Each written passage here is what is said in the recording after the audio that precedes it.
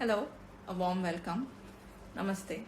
I'm Jayapalashri from Samskara Healing. I welcome you all to this show and thank you for being part of it. What I want to be talking about today, which is in a way very dear to my heart, but at the same time, a conversation that often we want to avoid. Like, we prefer not talking about it, and we just want to keep it away. What is it? What do we keep away? And what is it that we don't like to talk? It's about grief.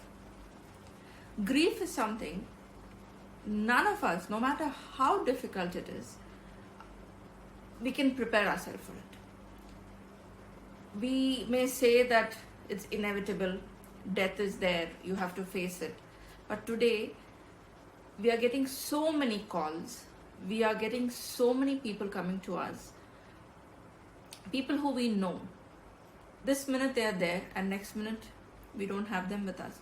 We don't even have time to say goodbyes. We don't even have time to, say what we want to say to them, and they're gone. How do we deal with this? Are we prepared? Can we ever be prepared? It's the biggest question. We can never be prepared. See, either you could be the one facing the grief and dealing with it because you've lost a loved one. You could be a person who's going to support somebody who's with grief. Can you deal with it? You can't. So what do? If we go as a person to support somebody who's grieving, what do? We go there and we say all the wrong statements because we are not ready to address what's actually there. So we may say like, don't worry, time is there, time will heal, or you will be okay, everything is okay. For the person who's crying, everything is not okay. They've lost a loved one. You can't go to them and say, oh, don't worry, everything is okay and they're going to be fine. How do you know it's going to be fine? Maybe for them the world has fallen and it's like the end for them. So that's not what you should be saying. When you don't know what to say, the best thing that you can do is don't say anything. Just stay silent. That's the best thing you can do.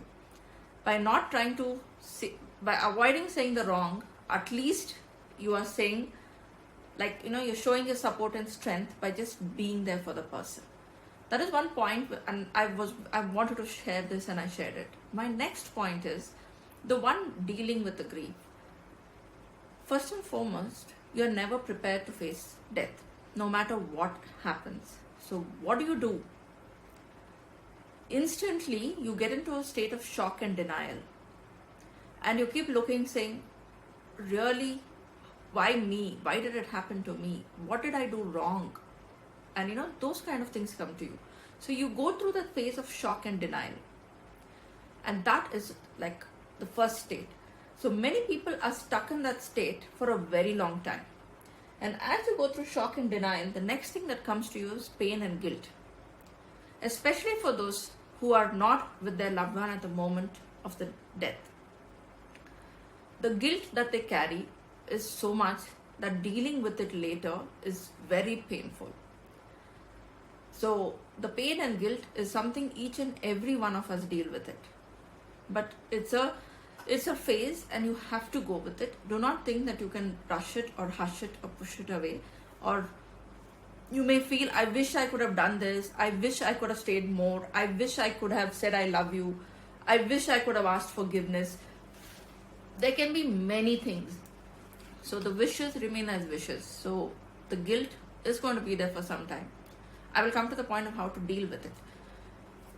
Now you have your shock and denial, you have your guilt and pain. What happens next? Then comes the anger and bargaining, where you say, how I wish I had some more time. I wish I could have, spent this much more time with them. And then there's an anger with whatever that has happened as to why it's happened for you and how you could have avoided it and things like that. So there could be points of anger and frustration and bargaining, which comes up. Then comes the point that you've gone to the peak of anger and everything, and then you start dropping down, and then you come to the point of depression because suddenly your what you call your safe home is no more the way it is. Everything is changed. So you fall into the point of having a depression, which is pretty common. As you start falling into the state of depression, there comes the thing upward trend where you start moving up. And then comes the point where you're reconstructing your life and setting things to move forward. And then you come to the point of acceptance. Normally, for a person who's lost a loved one, it takes a minimum of 6 months to a year to grieve. Anything lesser than that is never advisable. Anything more than that can become very toxic and needs to be looked into. Because what happens when you start grieving? When you start grieving, there is an inflammation within your body, and that could lead to various complications and issues. So grieving is a process, and it's a natural process. Nature has its way. If nature has taken somebody from you, nature knows it. So nature also will show you a way where you can heal yourself.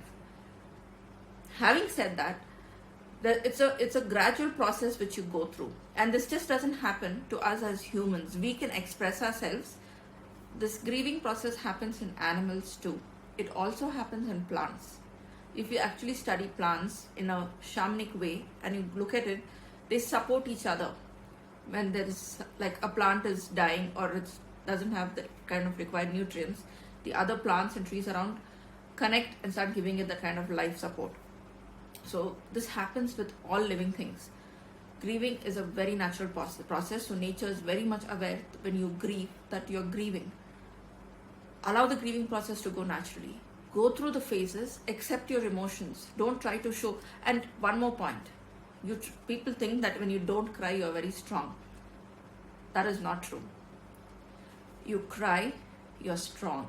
It's good to cry because the more you're going to cry, the more you're going to heal. So it's good to cry. Do not stop yourself from crying. And do not think that you have to, if people are coming to give you condolence or people are coming to support you, you have to sit and hold a strong face and say, I'm strong, I can live through it.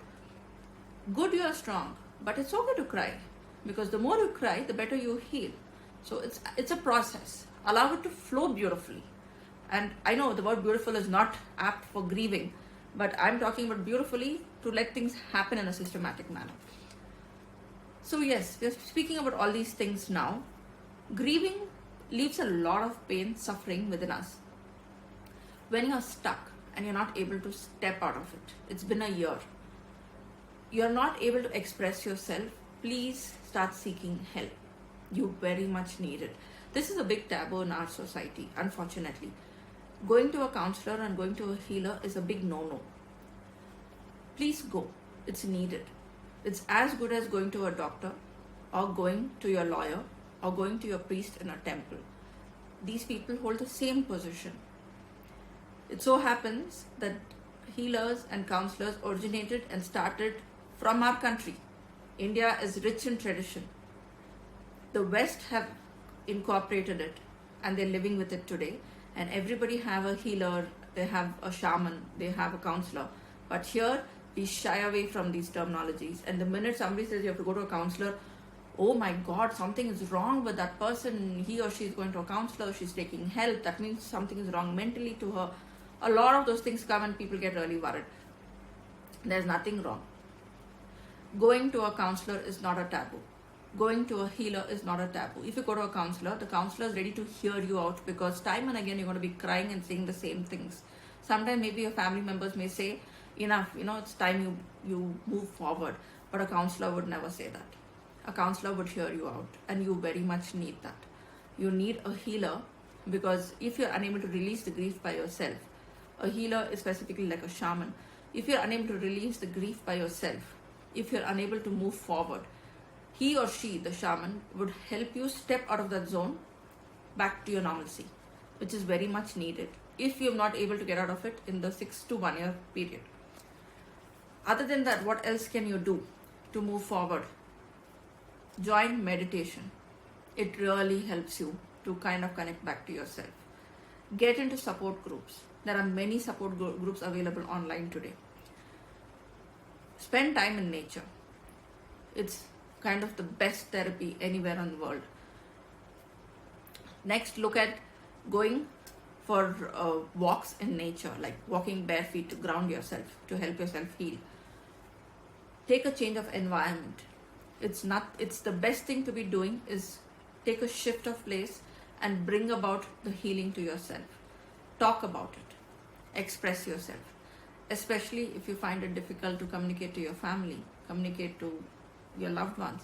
Look at going to friends, look at going to outsiders, but communicate and express yourself, that you are able to say what is wrong and what you need to do about it. So these are some things that you could do. You could listen to music, you could build a new hobby, you could look at how to come to the point of acceptance. So acceptance is very much needed. When you don't have acceptance for grief, you hold on to the grief that much more longer, and you're not able to, you stay in the state of denial, and you're not able to move forward, and that becomes dangerous, which brings a lot of health issues and chaos into your life. So avoid that. So in case if you are a person going through grief, please use these tips and do let me know how it worked for you. In case if you are one of those who are supporting somebody who's going with grief, take your time to be compassionate and loving. Do not work from the point of sympathy. Work from the point of being an empathetic person and an empath, showing them that you truly understand what they're going through, and your silence can speak volumes. So allow your silence to communicate what you want to communicate, and what that person needs is a strong pillar of support at that moment and nothing more.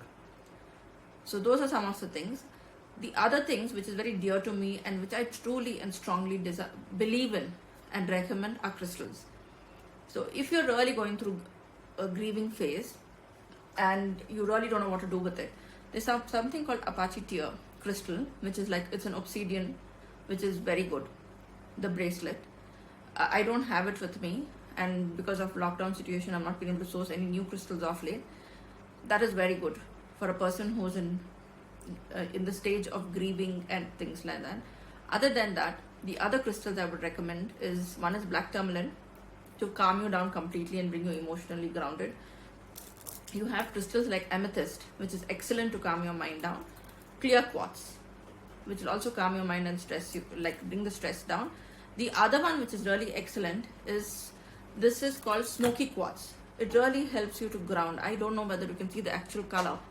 Yeah, it is a brownish grayish kind of a thing. It's called smoky quartz, and this really helps you ground yourself, because grounding yourself is very important when you're grieving, so that you can, when you're grieving, you can actually go blank, you can go numb. The pain is so much that you do not want to feel anything around you, so you just shut everything. So at a time like that, there's an upheaval of emotion and your thinking just ceases. So at a time like that, wearing a crystal like smoky quartz or a black tourmaline or an amethyst immediately calms you down.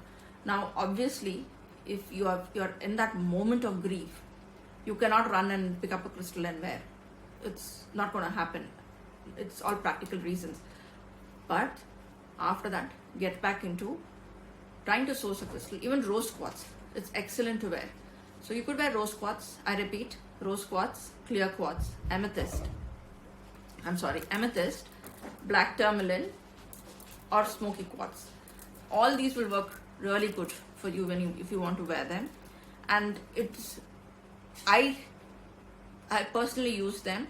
Like for example, I was a little anxious about something today, and I really didn't know how to ground myself, and intuitively I took out my black bracelet and I wore it, and within an hour I'd completely even forgotten my issue, and I was completely back to being my grounded self, and I sorted out the whole thing with complete clarity of mind and thought. So this is the power of crystals, and this is what I recommend. And another thing what you could do is go about your rituals. Sometimes we shy away from rituals and we don't want to get into doing things. Please avoid that. Please go about doing your rituals and going about your regular routine, and that will really help you. And having said all this, I thank you all. I end this with this. Please do put your review in the comment section, and I would love to hear from you all. Thank you so much. I wish you all well. Stay safe, stay happy. Blessings, love and light. Thank you.